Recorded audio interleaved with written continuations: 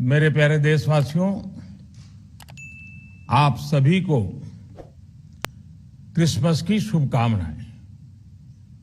हम इस वर्ष के अंतिम सप्ताह में हैं।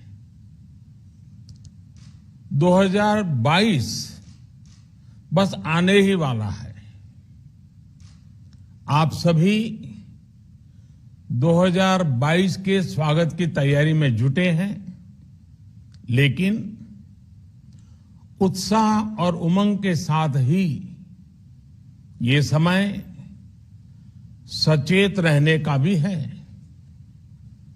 आज दुनिया के कई देशों में कोरोना के नए वेरिएंट ओमिक्रॉन की वजह से संक्रमण बढ़ रहा है। भारत में भी कई लोगों के ओमिक्रॉन से संक्रमित होने का पता चला है। मैं आप सभी से आग्रह करूंगा कि पैनिक न करें। हां, सावधान रहें, सतर्क रहें, मास्क उसका भरपूर उपयोग करें और हाथों को थोड़ी थोड़ी देर पर धुलना, इन बातों को हमें भूलना नहीं है। आज जब वायरस म्यूटेट हो रहा है तो हमारी चुनौतियों का सामना करने की ताकत और आत्मविश्वास भी मल्टीप्लाई हो रहा है। हमारी इनोवेटिव स्पिरिट भी बढ़ रही है। आज देश के पास 18 लाख आइसोलेशन बेड्स हैं, 5 लाख ऑक्सीजन सपोर्टेड बेड्स हैं, 1,40,000 आईसीयू बेड्स हैं। आईसीयू और नॉन आईसीयू बेड्स को मिला दें तो 90,000 बेड्स विशेष तौर पर बच्चों के लिए भी हैं। आज देश में 3,000 से ज्यादा पीएसए ऑक्सीजन प्लांट्स काम कर रहे हैं। 4 लाख ऑक्सीजन सिलेंडर्स देश भर में दिए गए हैं। राज्यों को जरूरी दवाओं की बफर डोज तैयार करने में सहायता की जा रही है। उन्हें पर्याप्त टेस्टिंग किट्स भी मुहैया कराई जा रही है। साथियों, कोरोना वैश्विक महामारी से लड़ाई का अब तक का अनुभव यही बताता है कि व्यक्तिगत स्तर पर सभी दिशा निर्देशों का पालन कोरोना से मुकाबले का बहुत बड़ा हथियार है। और दूसरा हथियार है वैक्सीनेशन। हमारे देश ने भी इस बीमारी की गंभीरता को समझते हुए बहुत पहले वैक्सीन निर्माण पर मिशन मोड में काम करना शुरू कर दिया था। वैक्सीन पर रिसर्च के साथ साथ ही approval processes, supply chain, distribution, training, IT support system, certification पर भी हमने निरंतर काम किया। इन तैयारियों का ही नतीजा था कि भारत ने इस साल 16 जनवरी से अपने नागरिकों को वैक्सीन देना शुरू कर दिया था। ये देश के सभी नागरिकों का सामूहिक प्रयास और सामूहिक इच्छा शक्ति है कि आज भारत 141 करोड़ वैक्सीन डोज के अभूतपूर्व और बहुत मुश्किल लक्ष्य को पार कर चुका है। आज भारत की वयस्क जनसंख्या में से 61% से ज्यादा जनसंख्या को वैक्सीन की दोनों डोज लग चुकी हैं। इसी तरह वयस्क जनसंख्या में से लगभग 90% लोगों को वैक्सीन की एक डोज लगाई जा चुकी है। आज हर भारतवासी इस बात पर गर्व करेगा कि हमने दुनिया का सबसे बड़ा, सबसे विस्तारित और कठिन भौगोलिक स्थितियों के बीच इतना सुरक्षित वैक्सीनेशन अभियान चलाया। कई राज्य और विशेष तौर से टूरिज्म की दृष्टि से महत्वपूर्ण राज्य जैसे गोवा, उत्तराखंड, हिमाचल जैसे राज्यों ने 100% सिंगल डोज वैक्सीनेशन का लक्ष्य हासिल कर लिया है। आज देश के दूर सुदूर गांवों में जब 100% वैक्सीनेशन की खबरें आती हैं तो मन को संतोष होता है। यह प्रमाण है हमारे हेल्थ सिस्टम की मजबूती का, हमारी टीम डिलीवरी का, हमारे हेल्थ केयर वर्कर्स के डेडिकेशन और कमिटमेंट का, और देश के सामान्य मानवी के अनुशासन और विज्ञान में उनके विश्वास का। हमारे देश में जल्दी ही नेजल वैक्सीन और दुनिया की पहली डीएनए वैक्सीन भी शुरू होगी।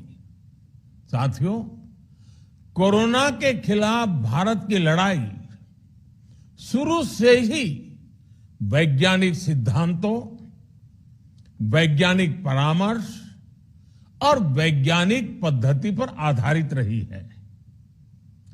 पिछले 11 महीने से देश में वैक्सीनेशन अभियान चल रहा है। देशवासी इसके लाभ भी महसूस कर रहे हैं। उनकी रोजमर्रा की जिंदगी सामान्य हो रही है। आर्थिक गतिविधियां भी दुनिया के कई देशों की तुलना में उत्साहजनक रही हैं। लेकिन साथियों, हम सभी जानते हैं कि कोरोना अभी गया नहीं है। ऐसे में सतर्कता बहुत जरूरी है।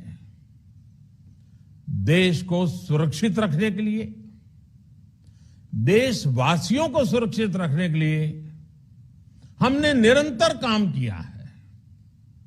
जब वैक्सीनेशन शुरू हुआ तो उसमें भी वैज्ञानिक सुझावों के आधार पर ही ये तय किया गया कि पहली डोज किसे देना शुरू किया जाए, पहली और दूसरी डोज में कितना अंतराल हो, स्वस्थ लोगों को कब वैक्सीन लगे, जिन्हें कोरोना हो चुका है उन्हें कब वैक्सीन लगे, और जो कोमॉर्बिडिटी से ग्रस्त हैं उन्हें कब वैक्सीन लगे।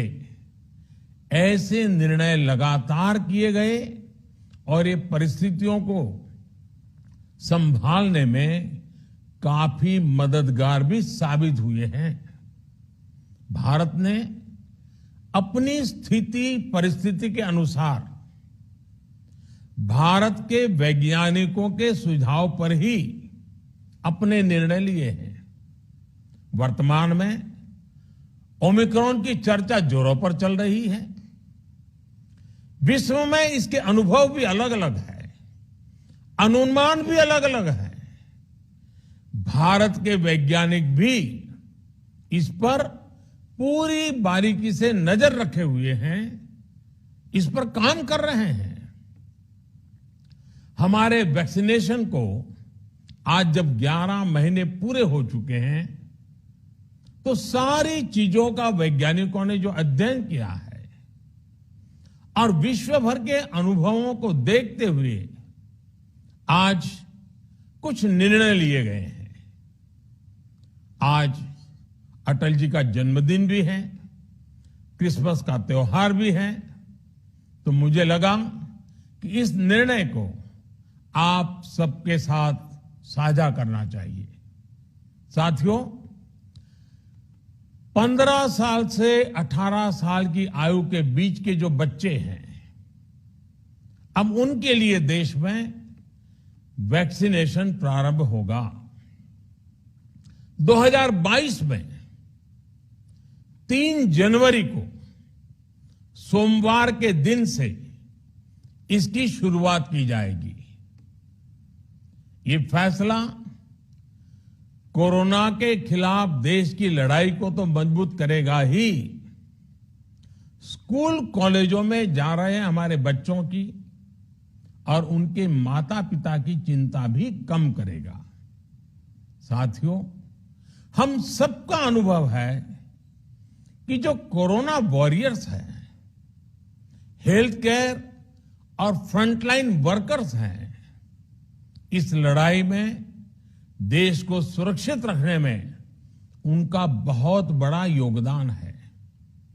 वो आज भी कोरोना के मरीजों की सेवा में अपना बहुत समय बिताते हैं। इसलिए प्रिकॉशन की दृष्टि से सरकार ने निर्णय लिया है कि हेल्थ केयर और फ्रंटलाइन वर्कर्स को वैक्सीन की प्रिकॉशन डोज भी प्रारंभ की जाए। इसकी शुरुआत 2022 में 10 जनवरी सोमवार के दिन से की जाएगी। साथियों, कोरोना वैक्सीन का अब तक का ये भी अनुभव है कि जो अधिक आयु वाले हैं और पहले से ही किसी न किसी गंभीर बीमारी से पीड़ित हैं, उन्हें प्रिकॉशन लेना सलाह योग्य है। इसको ध्यान में रखते हुए 60 वर्ष से ऊपर की आयु के कोमॉर्बिडिटी वाले नागरिकों को उनके डॉक्टर की सलाह पर वैक्सीन की प्रिकॉशन डोज का विकल्प उनके लिए उपलब्ध होगा। ये भी 10 जनवरी से प्रारंभ होगा। साथियों, मेरा एक आग्रह है कि अफवाह, भ्रम और डर पैदा करने के जो प्रयास चल रहे हैं, उनसे बचना चाहिए। हम सभी देशवासियों ने मिलकर अब तक दुनिया का सबसे बड़ा वैक्सीनेशन अभियान चलाया है। आने वाले समय में हमें इसको और गति देनी है और विस्तार देना है। हम सभी के प्रयास ही कोरोना के खिलाफ इस लड़ाई में देश को मजबूत करेंगे। आप सबका बहुत बहुत धन्यवाद।